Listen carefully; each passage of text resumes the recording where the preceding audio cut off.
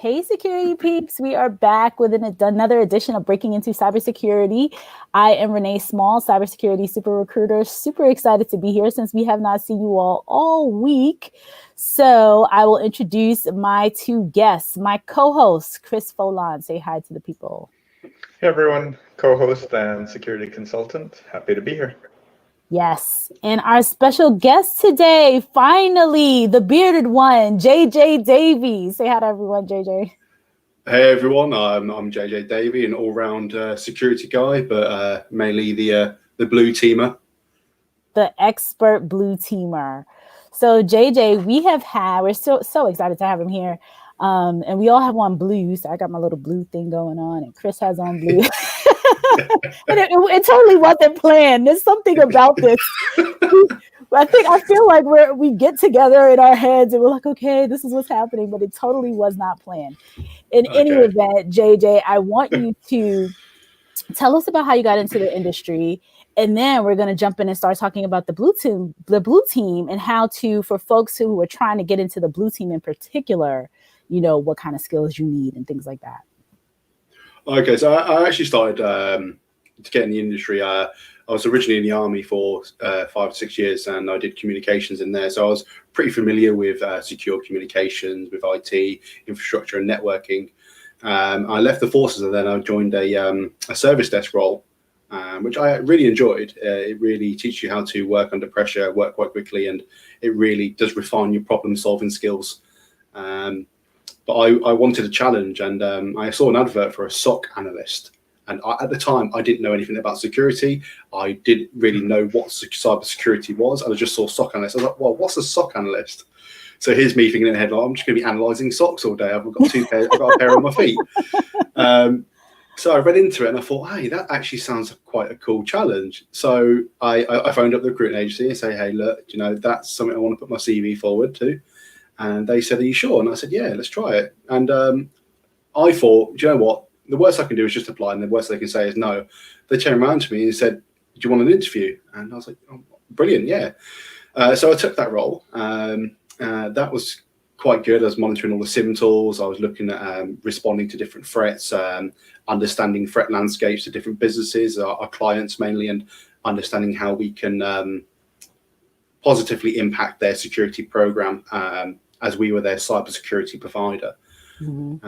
I wanted a bit more of a challenge. Where that was quite a small business, I was hungry for more. So I joined Carnival, and there I was a tier 2 kind of SOC analyst, but I was more of a security engineer as well. And that was a fresh challenge. That was really good because it had a lot more responsibility. It was a lot more fast paced, but there was a lot of team cohesion there, and it's really, really good. And I've just recently taken a role as a cybersecurity engineer. I'm still trying to be more lenient towards the blue, even though I am getting my feet in the red at the moment as well. I'm doing a bit of pen testing as well. But blue is where my heart's at. Awesome. I laugh when you say SOC analyst and what a SOC was. I remember talking to someone outside of security, and I said penetration tester, and they were like, penetration tester? Like, what is that? I mean, come on, who thought of these names? Like,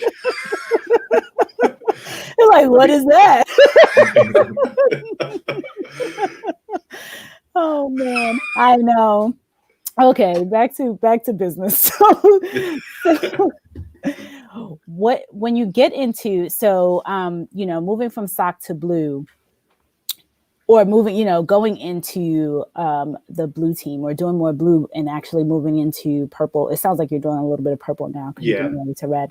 Talk to us, for people who don't know what for the real newbies out there that really don't fully understand what that means. Can you explain blue, purple, red? Yeah, so you have the blue versus red, which is the normal concept, which is the red team, which are the attackers or the offensive security professionals. And then you have the blue team, which are the defensive security professionals. And the purple team are a mixture of both. But in my honest opinion, to be any sort of security professional worth their weight in gold, you need to be both anyway. You need to know how something can be attacked to defend it. So even if you're a red teamer, you have that ability to know how to defend something as well. And even if you're a blue teamer, you know how that ability to know how something can be attacked. because you don't know where to put your defensive players on the football pitch if you don't know where the other team's attacking from. So that's what I always say to people is, if you're going to be a professional in cybersecurity, you need to understand that there's two sides of the fence and you need to be quite firmly on both sides. Yeah. And well, so for those that don't understand the purple aspect is where the red and the blue work together, so that the red would do the attack, the blue would see if they see it or not, and then the red would help them see it. Versus, I think, some of the conflicts in the industry where the red teamers think they could just come in, dominate, go, yeah, I broke your defenses, now figure it out. But if you just do that one-sided approach, it doesn't really help the organization in the long run. No, that's why I always say that if you have like a penetration test done against your organization, you need to take what the pen testers are saying on board, and you need to understand that this is how they manage to get in. This is how attackers can manage to get in. But it needs to be a frequent exercise. It can't just be a tick box once a year pen test, because there's many different ways into a network, and that's just what the pen testers found at that certain point in time. How often would you recommend companies do pen testing exercises and tabletop exercises? So this is actually a really good question. I think if you have a good blue team, a good SOC team within your organization, it should be done quite frequently. I would say at least twice a year, a good exercise where it's your red versus blue kind of exercise, where the blue team are actively looking for this threat, and they have an idea that this threat is going to happen. So they're going to try and look for indicators of compromise, going to try and look for different patterns on the network. They're going to look at the SIM tool for any alerts that may give them idea that there's something actually happening, and then understand how they can actively stop that while it's going on. This is a problem that I find a lot within a lot of organizations, is they know how to see an alert to a threat, but they don't know how to actively stop it. And we have a lot of business processes that actually slow down the point of infection to the point of severing that connection to the C2 server. So what we have is, we go to network team and say, hey, I've just seen this this malicious connection, and the network team say, oh, you need to put a ticket in. But if that's something that's currently ongoing, we need to say, okay, we need to have an instant response process where the blue team are like, actually, I've seen this happening. We need to cut it off now. Okay, it's an instant response. We need to do it immediately, and then we do the containment phase afterwards. So that's a problem with a lot of organizations, that you don't test your capabilities enough. So I always say, drill until you get it right, because skill fade sets in very quickly. And that's the problem with a lot of security analysts, is that once skill fade hits, it hits quite bad. And then you have to sit on all these courses to try and get your Linux knowledge back, your networking knowledge back. So it's good just to keep it all fresh. So you think twice a year is enough for that? Sorry, Chris. I think it's enough for that, because you are going to be busy as a SOC analyst. You're going to be going through alerts every single day. But you want to test your metal at least once or twice a year. Even just normal pen testing, even when they say, okay, we have an infrastructure pen test, I want the SOC team to keep an eye out to see if they see any indicators of compromise, and then report back to me on what you found. So if somebody said to me, the pen test was going on during this time, and I actually saw some lateral movement across our network, and we say, good spot. At least we know we've got that capability and that visibility. A lot of the times is people ingest all these different logs, they create all these different alerts, but they don't actually know what they're looking at. So it's good to train the SOC analyst to understand what they're seeing. And in regards to, for tools for individuals to spin up on how to recognize those sorts of techniques and techniques, would you recommend? I always say keep it basic. Stick with the tools. We don't need to go, complicate. We don't need to enter the matrix of a lot of these tools. I love Wireshark. I use Wireshark all the time. I like to take packet captures. I like to take TCP dumps on Linux servers. I just like to look at what's going on. I also say if you're going to do instant response, you need to understand that there's going to be a lot of forensics involved. So understand how to safely capture images of infected machines or compromised machines. Understand if you have a home network, I recommend spin up a VM and infecting it with something, or just deleting stuff from the registry, take a capture of it and just analyze it, see if you can find out what actually happened. And that's a good way to test your incident response skills. Also, if you have a home network, spin up OSIM, send some alerts, send some logs to it, and attack a virtual machine and see if you can create an alert on your OSIM and then understand what that alert's saying, see if you can analyze it properly, maybe take a packet capture at the same time and see if you can see what's actually happening, what the request, the response was to cause that infection. Nice. So Danielle wants to know if quarterly is a good amount of time for doing something like this. It would boil down to the organization and the cost as well as the resources. So the smaller organizations are probably not going to have enough resources and the budget to be able to have this kind of exercise quarterly. But if it's well within your budget and well within your resources, then by all means. Yeah, the other thing that you could do to keep everyone on their toes is just have the red team and the blue team sit together so that they could do like daily exercises, right? Like on little techniques rather than doing a full-blown exercise. And then that way they can continually tweak and tune their alerting. Yeah. So a couple comments here, JJ. Elijah says, congratulations on your new role. Thank you, Eliza. Charles Karanja, our good buddy, says, awesome peeps. And Burton wants to know, remote SOC or on-premise SOC? What is the best option? That's quite a hard question to answer, but I think it really depends on your infrastructure and the environment that you're monitoring. If it's quite a complex environment, you may benefit from an on-premise SOC. If it's something that can't be accessed remotely within that period of time, especially if it's, just say it's a ransomware attack and it's really big and you need someone to be on site, it's good to have people actually in the business at that time to be able to respond to that threat. If it's normal, just looking at alerts and just very small, if we're going on a scale of 1 to 5, 5 being the most critical alert, if we're looking at 1 to 3 type of alerts, then maybe remote SOC. But I always say that try to keep it in-house as well, because if you need that hands-on straight away, you're not going to get that remote capability. I mean, especially if you need to sever any VPN links, that's when it gets a little bit nasty at the time. Yep. And Danielle wants to know, can't pen testing affect your business operations? It depends on the scope. I would say it depends on what if you test in production. Yes, it certainly can. The problem with the pen testing versus vulnerability scanning is a bit more of a softer touch. I say that quote unquote because I've seen some vulnerability scans actually take down some servers before.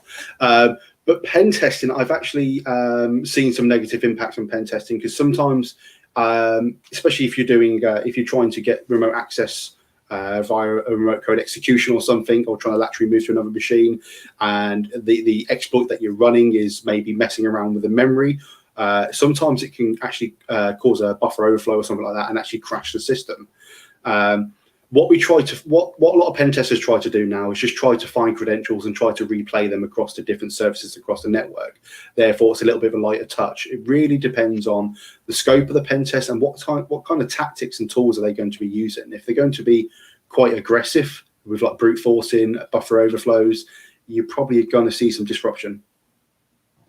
And I think what you said in the beginning, it depends on the scope. That's really important. You have to understand what the business objectives that you're trying to meet with that pen test so that you can design the proper scope around that. So I don't know who this is, but they said I can listen to JJ speak all day. And I have to I was telling JJ the same thing. Half some of my family members are in the UK. So when I hear the accent, I tell them, I was like, I feel like I'm at home. So I agree. I don't know who that is, but China, we know who you are. So JJ, if a person is truly on the ground floor. Like they don't know anything really about security, but they watch this video and they see JJ and they're like, wow, this sounds interesting. Or they do some Googling and they say, okay, what's blue? And you just described it. And they're not in an organization yet. They're just at home playing around. What would be like the first couple steps that you would tell them to do to get started? I would say build your foundations first. So whether that be your networking and your security fundamentals, that's very, very important. You just get that foundation. And also find out what makes you stand out, what makes you different from the rest. You know, and what projects are you doing? Are you volunteering? You know, I always say to people that LinkedIn is your digital CV. Half the time, if somebody applies for a role, I would look at their LinkedIn and think, okay, what do they do? What do they volunteer in? What are they a part of? And you know, if you have lots on there, it makes you more, you know, more interesting. Gives you the employer a lot more talking points about you, and then all of a sudden, you've captured the attention of your potential employer. So always try to see how you can stand out. What can you do that's extra? Build that foundation and just get yourself known. Network as well. Networking is so important. You know, network with different professionals, ask them how they did it, get their opinion. Even better, try and find a mentor that's already in the industry and learn from them. But I always say, take it with a pinch of salt. Just try and learn from different people, mix it together and see what works for you. Because what works for one person may not work for you. And when you say foundation, for the folks that kind of don't even understand what that means, when you might say, oh, you know, we need your foundation. What does that mean? So that could be anything from basic computing, basic networking, maybe some Linux skills, throw some Linux skills in there. So learning how to use the Linux operating system as well as the Windows operating system, because you are going to be using both, depending on your role, and also learning security fundamentals. So that's organizational security. So it's not going to be stuff like you know, how to pen test. It's going to be stuff like organizational securities, what policies are, what processes are, what's IT governance, just little things like that. Just understanding that. And I always say that certifications aren't the be all end all. Because if you can market yourself properly and show people what you're worth and what you're capable of, that goes a lot further. But if it does come to it, then a certification may help you stand out. So I always say to people, study for certifications, but focus on making you unique to the market. I would think that the certification aspect, especially when it comes to the foundation, is an area where it would be helpful for someone who just does not know where to begin. So that could be kind of their starting off point or their jumping off point, not from the purpose of, hey, I have these letters, I have this cert, but more from the actual learning in the foundational aspect. And from what the market's looking for in the UK, where do you rate certification, education, and experience as in relation to each other as you look for someone new? I always say that if you haven't got the experience is the be all end all. I think that's the top dog. If you've got the experience, that's the winner. And the next below that I say certifications. It depends on the type of certification as well. If it's something that's just that I know has a lot of worth to it, so there's a bit more practical elements inside. Because then that shows to me that somebody can actually perform as well. Because a lot of these certifications are very theory based, and a lot of it's working on brain dumps. I mean, I was reading a post the other day where somebody passed Linux Plus in 2 hours. They'd done 2 hours of studying prior to it, of brain dumping, and then passed it. And I thought, well, what's the value? You don't understand the content. And then at the end is education. I mean, it's really interesting to find out how you're educated. But I think at the end of it is experience and certifications and marketing yourself. Because in security in the UK, we have quite a big community. And it's just about getting yourself in that community, getting yourself known, getting yourself seen by all the different professionals. And how do you go about that in the UK? I mean, I know in the US there's like some meetups, there's some conferences. Are there different scenes in the UK to go to? Yeah, so we have very much the same. So we have lots of different Discord channels that you can join, where there's lots of people that talk on there. We have InfoSec Europe, which is a big conference that's every year. We have Cyber UK, which is another big conference. We have lots of different local chapters that you can join, like local security chapters. The the main way is the hardest part is just getting yourself in there and then finding those chapters. I think that's the hardest part. So I always say to people is when you're on LinkedIn, look for different hashtags. So follow different hashtags, like follow like the hashtag cybersecurity. And then all of a sudden you start seeing different posts about cybersecurity. And then just, pivot off of that. So like you move laterally across a network, move laterally across your social media network, find these different professionals and just don't just connect with them, but send them a private message to say, hi, I want to expand my network with you because security is something I'm interested with. Can you give me a bit of advice on how you get onto cybersecurity?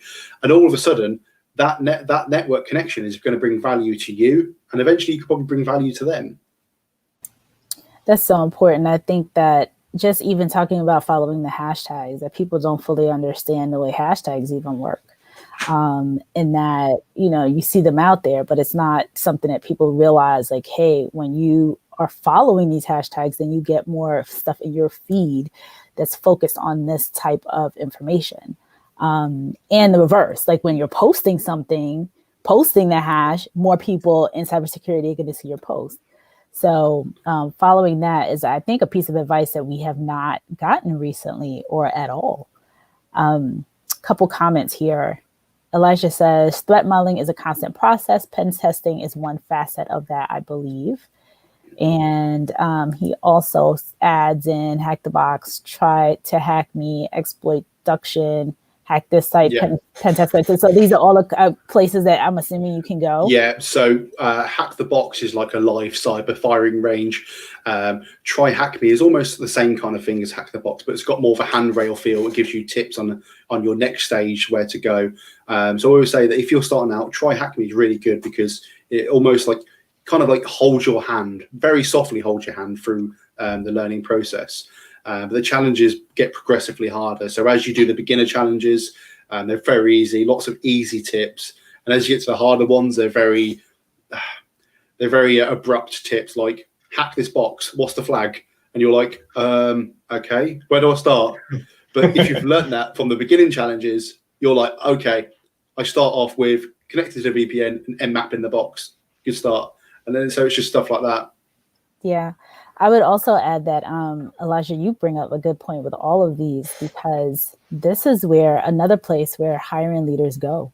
So if they're looking for people and you don't actually have like experience in an organization, but you are winning Hack the Box and you're ranked really high in these various capture the flag CTF events, I personally have gone out to pluck people who have zero experience, but they're at the top of the leaderboard. So, hiring leaders like that. They want to see that. Yeah, and that goes back to my earlier point, is market yourself. So if you've got an achievement that you're proud of, that's relevant to the industry, even if it's like a first aid certificate, it could be relevant to somebody. Get it on there. Get it on your LinkedIn. Let people know what you're capable of. I mean, I saw one security professional where he's got all like this. He's got CISP. He's got all these different ones, and then it's like he was a mental health first aider, and I thought that's amazing. Imagine what kind of value you can bring to an organisation, especially when we live in this day and age where we have like SOC burnout, we have CISO burnout, we have security burnout, we have lots of different mental health problems. So it's just whatever you can bring to an organisation. And you think it's relevant, get it on your LinkedIn profile, get it known, get it seen. Agreed, 100%. So Elisha has another follow-up question. How can you set yourself apart from just another cert holder, degree holder, and progressing further in the security field? Like, he's a tier 1 SOC, so he wants to move up the chain. So again, it's all about marketing yourself. What are you doing as extracurricular? Are you doing projects? What's your home project? Because people might want to hear about that. I say if you're doing like a home sim project, you're doing this own like virtual labs at home, and you've got your Raspberry Pi set up, you've got a Raspberry Pi cluster with these different machines on that you're attacking, but you're actually monitoring with a homemade sim tool. If you do a video on that and put it on your LinkedIn profile, people can see that you're not just a SOC analyst, you're a SOC analyst with a bit of brunt behind you. All of a sudden, you've gone from being a 2-liter engine to being a V6. So I know, and it's just all about making yourself look like that. So the problem what people see is that V6 engine is hidden under a body of a broken down, beat up vehicle.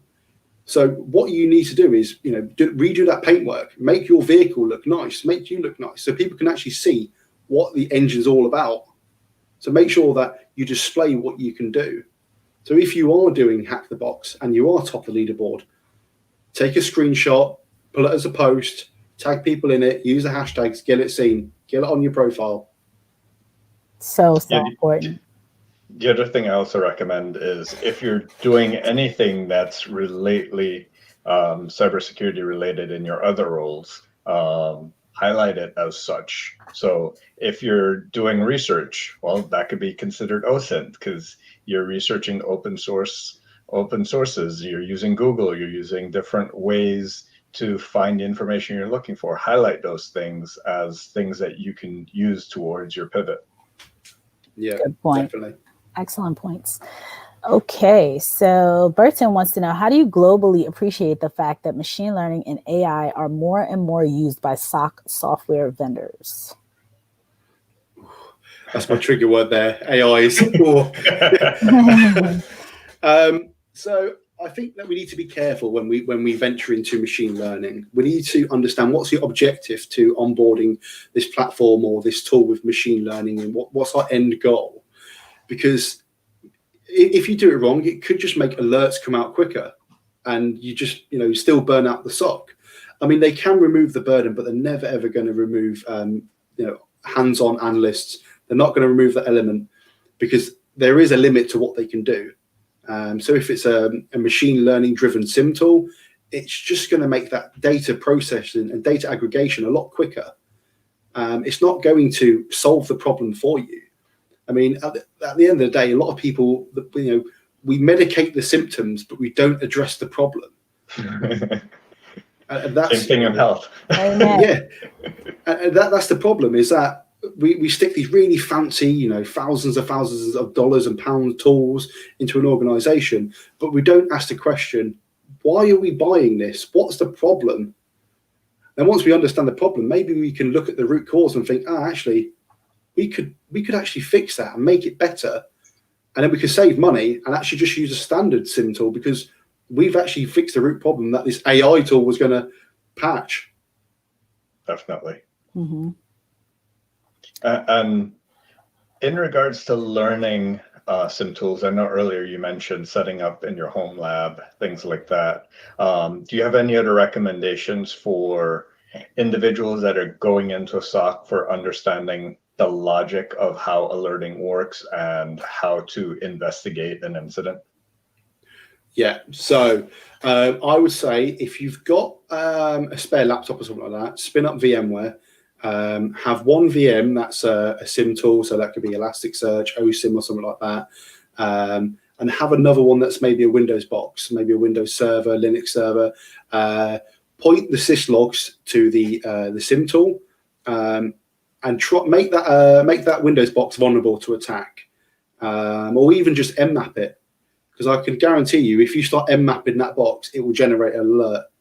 And then what you can do is go to the SIM tool, open up the alert, and just understand what you see. I mean, I know that you've mmapped it, so you know what it is, but try and understand what are the indicators to say that's an mmap. Oh, over 1 second, there's been all these different requests to these multiple ports, and it's in sequence. It's gone from port to 1024. Oh, I know that's an mmap scan. You just look at the different indicators. I mean, if you're willing to, if you drop me a DM, I actually have lots of different resources for learning incident response.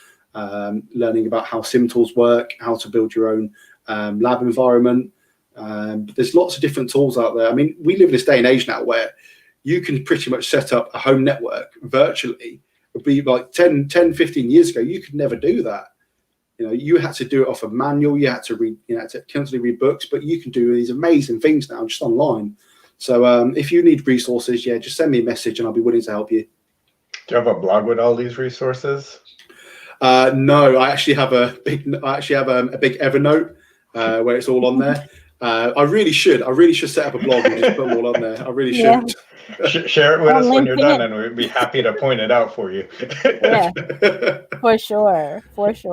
Okay, so Saber says Jay the legend. Thank you so much. Danielle said JJ thinks like an engineer. The warm and fuzzies. So, I was gonna say, we typically wrap about after a half hour. If you had to summarize everything that you said today into one piece of sage advice for someone looking to break into cybersecurity, what would that be?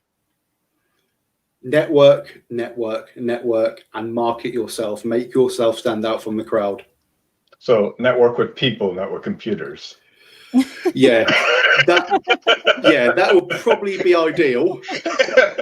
I don't want you just sitting there, like, just mapping a different machine going, I'm networking. Just like that. Yeah. Yes. Oh, it is Mr. Robot. Yes, it's Mr. Robot. I love that show. The question is that a Mr. Robot sweater, Jay? I love Mr. Robot. Oh man, and Dorian says the bearded JJ is awesome. Yeah, we think so too. Yeah, so market yourself, folks. So JJ saying great advice, and I think more so, really, you JJ, in your opinion, it seems as though folks should really, really focus on the social media aspect, like get on LinkedIn, connect with all the people who are here. It's so important now. It's so important. It is. And I just wanted to add on to the end here that, having that, people ask me all the time about resumes, and they're like, oh, my resume. And the thing is, to JJ's point, leaders are going straight to your LinkedIn profile. They want to see what you're doing. They're checking to see who you're communicating with. So when he talks about marketing, he's talking about the engagement that you have on LinkedIn, connecting with people on LinkedIn, creating what he shared about, okay, you're winning the capture the flags, post something about it, make a comment. And JJ, I would think that even if you're not winning, even if you're losing, like putting some comment up there too, like, this is what I did, what would you all recommend? Like, just engaging with people in the field, so that people start to get their eyes on you and see you as a thought leader, even at your level. I'm not saying lower level, but like, you may not be an expert like Jay yet, but building, that they can tell that you're building to get there. Don't laugh. Yeah, I mean, even like Twitter, Discord, like JJ mentioned, Slack channels. There's lots of different ways. So find whatever's your cup of tea, and there's networks out there that you can tap into. Absolutely. I always say to people that, you may fail 1,000 times, but don't ever give up. Because it could just be around the corner. And at that moment you give up, you might have just missed a very golden opportunity. So just, keep going. And even when times are against you, just, keep moving forward. No matter what you do, even if it's just a small step, it's a step in the right direction. Very cool. So Charles Karaja says, Renee and Chris, thank you for having JJ. This was so refreshing. JJ is an inspiring person. Yeah, we've been we're blushing. We've been working on JJ for months to get him on here. So super excited. Thank you so much, JJ, for your time. This is exactly what Charles said. Final comment. So refreshing. So excited to have you. You have to come back and help these people get into the blue teaming world. I will. Thank you for having me. It's been an honor. It's been really good to be on here. Awesome. All right, everyone. Breaking Into Cybersecurity are back next week. We have full schedules. It will be a full schedule of events. Have a wonderful Labor Day for the folks in the U.S. And you just had something this past Monday. Y'all were off, right? You had a holiday. Yeah, we were. Yeah, you had a holiday past week. Ours is this coming Monday. So we're kicking back off again on Tuesday with Dr. Dan. And then we have our, setting up our lineup for the fall. So thank you, everyone, and have a wonderful weekend. Thanks, everyone. Bye. Thanks, everyone. Bye.